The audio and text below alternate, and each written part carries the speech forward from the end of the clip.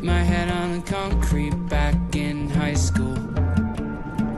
Knocked out cold, but I still remember it so